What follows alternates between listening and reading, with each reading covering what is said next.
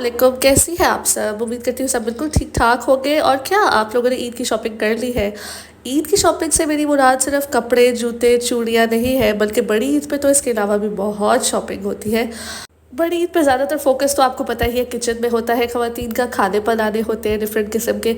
जो कुर्बानी आप करते हैं उसको ऑब्वियसली बना के खिलाना भी तो होता है ख़ानदान वालों को, तो उसमें आपकी काफ़ी सारी शॉपिंग और इन्वॉल्व हो जाती है, जैसे किचन की ग्रॉसरीज़।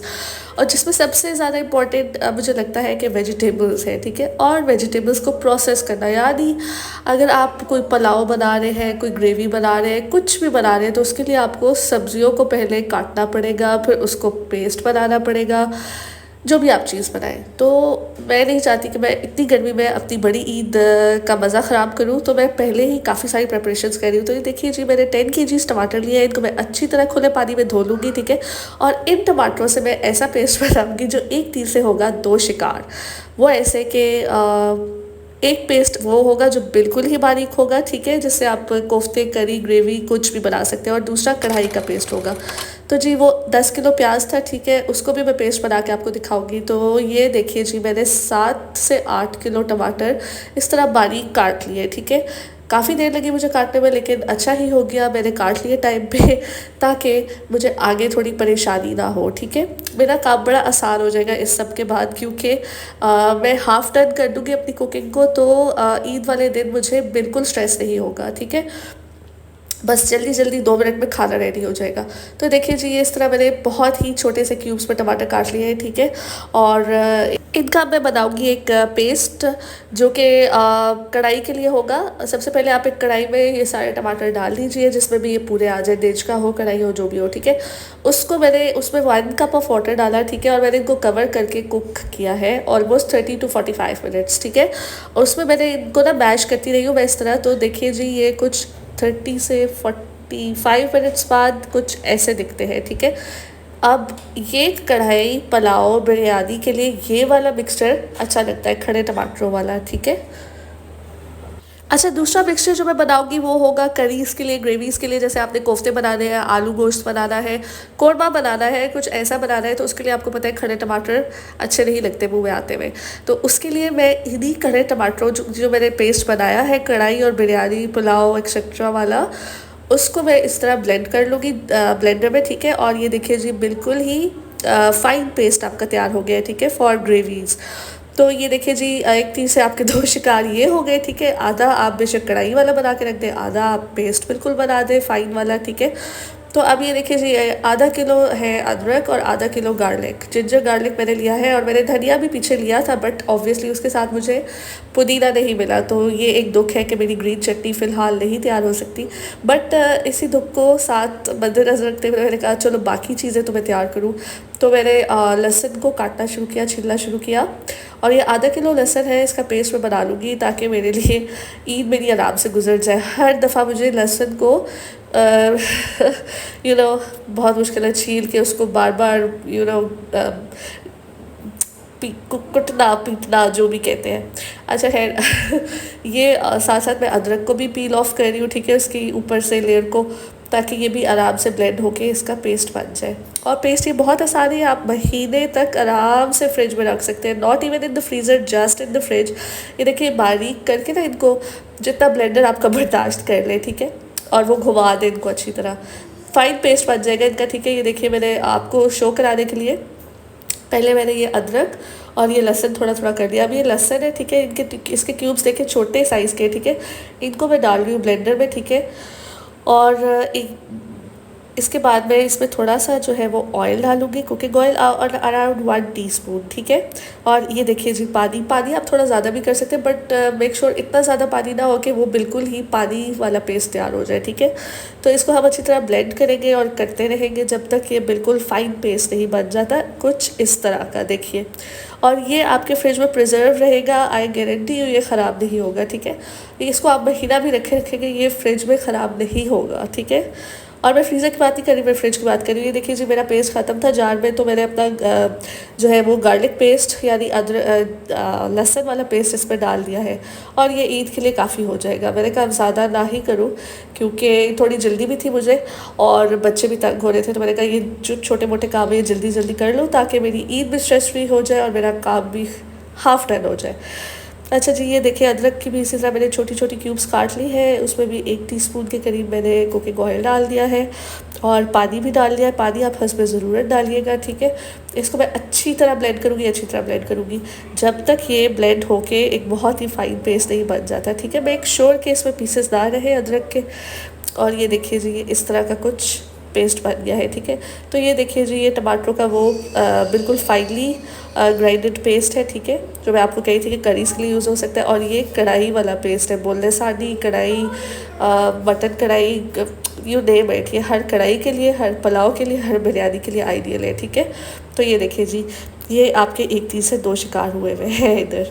अच्छा जी, दूसरी जो ईद की बड़ी तैयारी मैंने वो ये की है कि इस दफ़ा I want my freezer to be totally organize, और ये मैंने जिपर बैग्स लिए, ठीक है। अब ये 35 बैग्स वाला जो है ना, ये साइज़ है, ठीक है।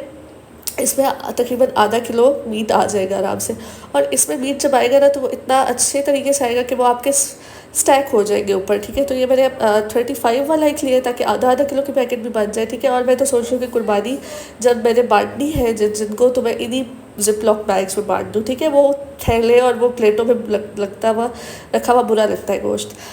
तो जी ये देखिए जी, ये 25 बैग्स वाला है, जिपलॉक बैग्स वाला। इसका जो है वो साइज़ बड़ा है, ये 1 kg है। इसमें आप सिर्फ मीट नहीं रख सकते, इसमें आप कुछ भी, कोई भी सब्ज़ी आपने फ्रीज़ करनी है, कोई भी आपने शामी कबाब बनाया है, समोसे बनाए, कुछ भी फ्रीज़ कर सकते हैं आप, ठीक है। तो ये आइडियल है, बड़ी ईद के लिहाज से तो बहुत ही आइडियल है, लेकिन वैसे नॉर्मल लाइफ में भी काफ़ी आइडियल है। अच्छा जी, उसके बाद मैंने ये मसाले ले लिए अपनी ज़िंदगी आसान करने के लिए, ठीक है।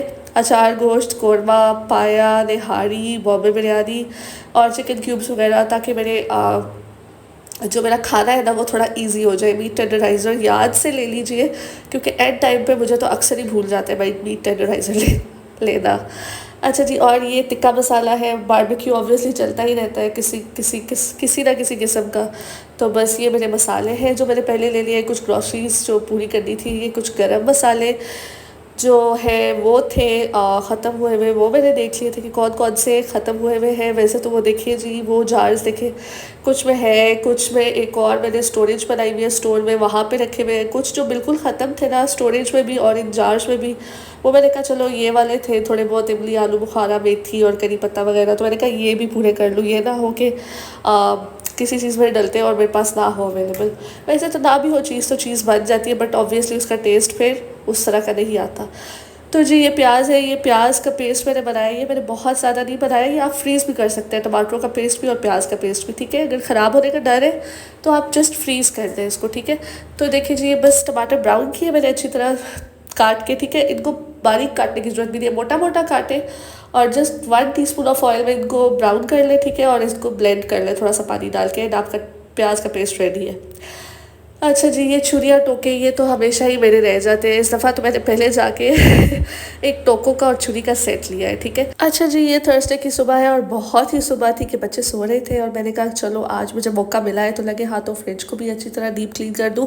और फ्रिज को मुझे काफ़ी टाइम, आपको पता है बच्चों की वेकेशंस हो गई है, तो मुझे काफ़ी टाइम से ना लाइक 1 से 1.5 हफ्ता हो गया था मुझे फ्रिज की डीप क्लीनिंग का टाइम नहीं मिला था, वरना मेरा फ्रिज बहुत ही ऑर्गेनाइज रहता है और मुझे खुद बहुत कोफ्त होती है अगर मेरा फ्रिज ना ज़रा सा भी कोई चीज़ इधर से उधर भी पड़ी हो।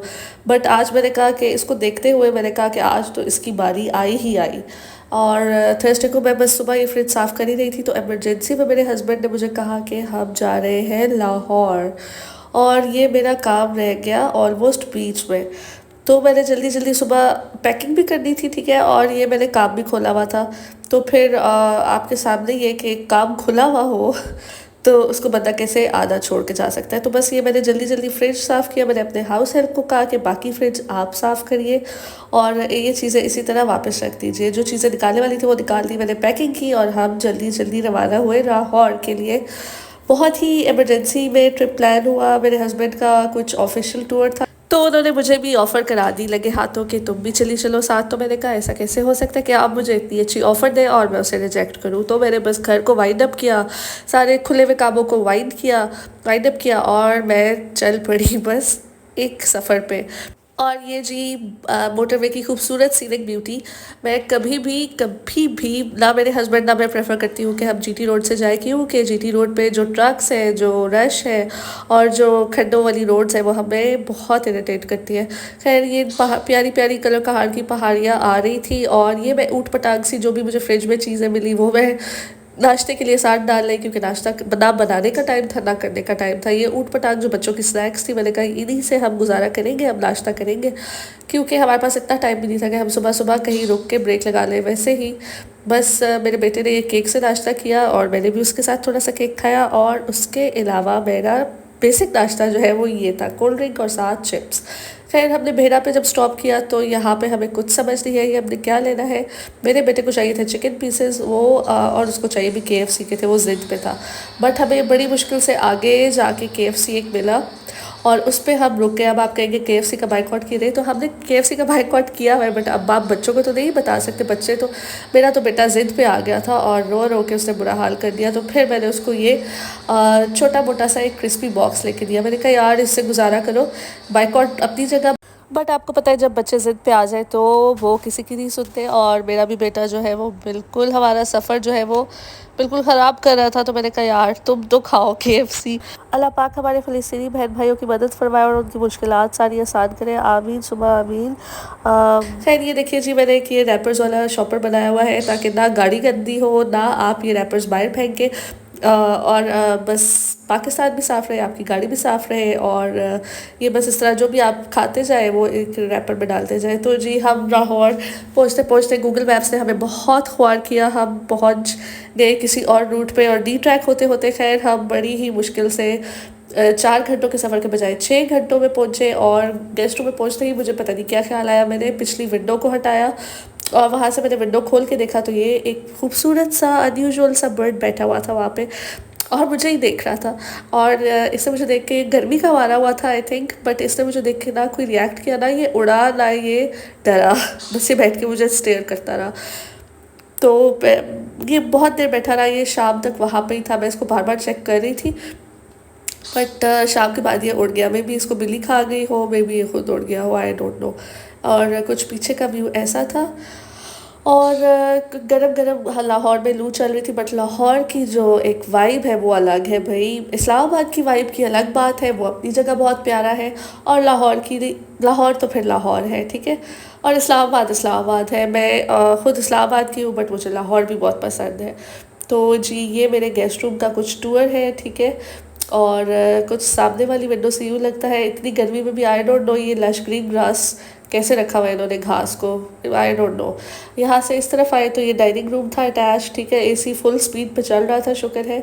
और यहाँ पे मेरे हस्बैंड मेरा बेटा खाना शुरू कर रहे थे, वाइट हांडी और साथ ये पुलाव था। और ये कुछ डाइनिंग रूम ऐसा लगता था, हम बहुत थक गए थे हम।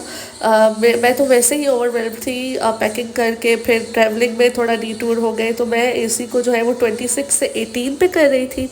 और उसके बाद मैं सो गई और मुझे नहीं पता मैं रात को किस टाइम उठी।